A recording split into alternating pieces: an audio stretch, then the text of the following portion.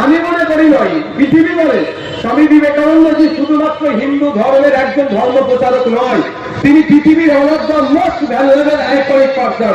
তার জীবন চরিত্র থেকে আমরা মনে করতে পারি আমাদের বাস্তব জীবনে আমাদেরকে প্রয়োগ করা দরকার। তা চীনার লক্ষ্য উদ্দেশ্য যে বৈষম্যহীন সমাজ ব্যবস্থা, আইএসএফের লক্ষ্য উদ্দেশ্য এটাই, এমন এক সমাজ ব্যবস্থা নিয়ে আসবো সেই সমাজ ব্যবস্থায় নারী পুরুষের মধ্যে কোনো ভেদাভেদ থাকবে না। সেই সমাজ ব্যবস্থায় কে কুর্মী, কে আদিবাসী, কে দলিত, কে হিন্দু, কে মুসলমান, এই ভেদাভেদ থাকবে না। সংবিধান যে অধিকারের কথা বলেছে সেই অধিকার তাদের হাতে তুলে দেওয়া হবে। আজকে পশ্চিমবঙ্গ বিধানসভায় 18 জন আদিবাসী সমাজের বিধায়ক আছে।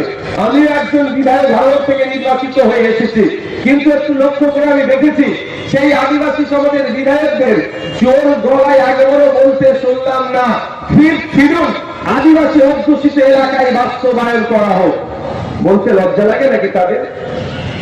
হচ্ছে আর ভিন্ন রাজ্যে বাংলায় কথা বলার জন্য বাংলাদেশি তকমা দিয়ে লাস্ট হয়ে ফিরে আসতে হচ্ছে, মার খেয়ে ফিরে আসতে হচ্ছে। কিন্তু আমি প্রথমে ফিরে আসি, শুরুর দিকে একটু আসি। কৃষক যারা আছে, আপনাদের মাসিক গড়াই কত?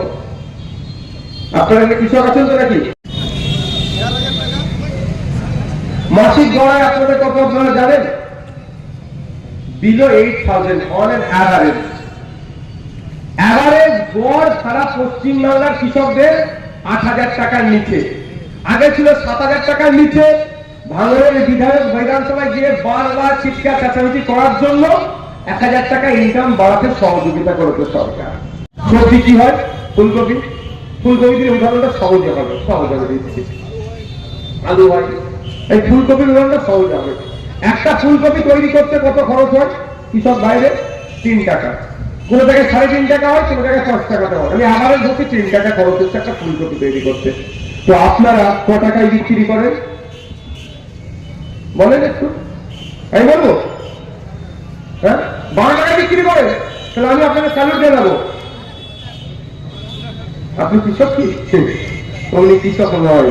আমি বলে দিচ্ছি 3 টাকায় ফুলকপি তৈরি হয়, 3.5-4 টাকা। ভাগ্য খুব ভালো থাকলে 5 টাকা বিক্রি করে, আর যখন ভাগ্য সব থেকে নিচে যায় তখন 3 টাকায় 3টা ফুলকপি দিয়ে দিতে হয়। ভুল বলছি নাকি? এই দুরবস্থার মধ্য দিয়ে আপনারা মাস গেলে 8,000 টাকার নিচে ইনকাম করছেন। কিন্তু কৃষকদের এই দুরবস্থা কাটানোর জন্য সর্বভারতীয় ক্ষেত্রে একটা কমিশন তৈরি হয়েছিল।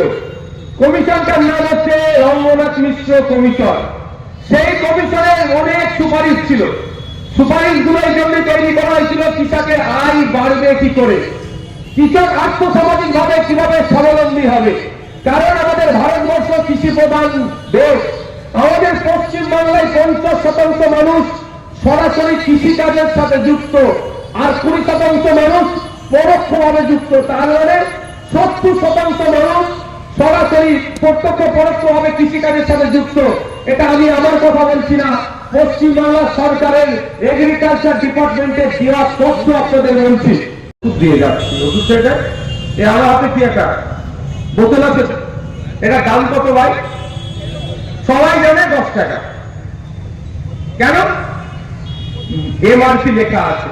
বা কোনো আমরা জিনিস কিনলে কি লেখা থাকে? MRP, maximum retail price. এর বাইরে আমরা বিক্রি করতে দিই না। এর বাইরে যদি এমআরপি ব্যাপারে কেউ বিক্রি করে সেটা দণ্ডনীয় অপরাধ। আমরা চেষ্টা করি নিচে নামা, কিন্তু 10 টাকায় কিনলাম বললাম। এই যে 10 টাকায় কিনেছি পানির বোতলটা, এটাও আমি ট্যাক্স দিয়েছি। এই ট্যাক্সটা একটা রাজ্যে থাকছে, একটা কেন্দ্রে চলে যাচ্ছে।